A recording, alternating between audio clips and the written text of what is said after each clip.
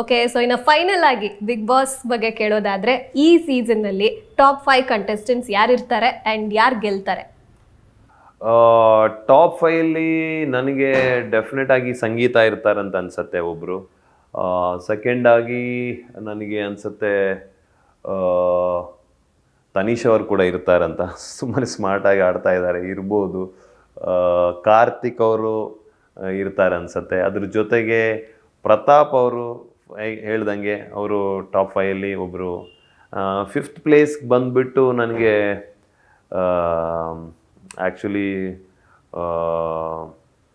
ಒಂದು ಫಿಫ್ತ್ ಪ್ಲೇಸಲ್ಲಿ ಸ್ವಲ್ಪ ಡೌಟ್ ಇದೆ. ಒಂದು 4 ಜನ ಕನ್ಫರ್ಮ್ ಆ ಥರ ಇದೆ, ಬಟ್ 3 ಜನ ನನಗೆ ಫಿಫ್ತ್ ಪ್ಲೇಸಲ್ಲೇ ಸ್ವಲ್ಪ ಇದು ಬರ್ತಾ ಇದೆ. ವರ್ತೂರ್ ಅವರು ಇರ್ತಾರೆ, ಅಗೇನ್ ವರ್ತೂರ್ ಅವರು ಡೆಫಿನೆಟ್ ಆಗಿರ್ತಾರೆ. ಬಟ್ ಅವ್ರ ಜೊತೆಗೆ ಐ ಥಿಂಕ್ ವಿನಯ್ ಬರ್ತಾರಂತ ಸೊ ವರ್ತೂರ್ ಅಂಡ್ ವಿನಯ್ ಅವ್ರ ಮಧ್ಯೆ ವರ್ತೂರ್ ಅವ್ರ ವಿನಯ್ ಮಧ್ಯೆ ಫಿಫ್ತ್ ಪ್ಲೇಸು ಇದೆ ಅಂತ. Okay fine. ಸೊ ಯಾರು ಗೆಲ್ತಾರೆ?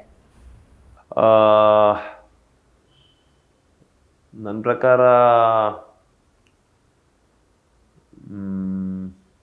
ಪ್ರತಾಪ್ಗೆ ಚಾನ್ಸ್ ಇದೆ ಗೆಲ್ಲೋದಕ್ಕೆ. ಈ ಥರನೇ ಆಟ ಆಡ್ಕೊಂಡು ಇನ್ನೂ ಸ್ಟ್ರಾಟಜಿ ಮಾಡಿಕೊಂಡು ಹಾನೆಸ್ಟಿ ಪ್ಲಸ್ ಸ್ಟ್ರಾಟಜಿ ಅಂತ ಹೆಂಗೂ ಅದನ್ನು ಇಟ್ಕೊಂಡಿದ್ದಾರೆ ಕರೆಕ್ಟಾಗಿ. Honesty plus strategy is the game ಅಂತ.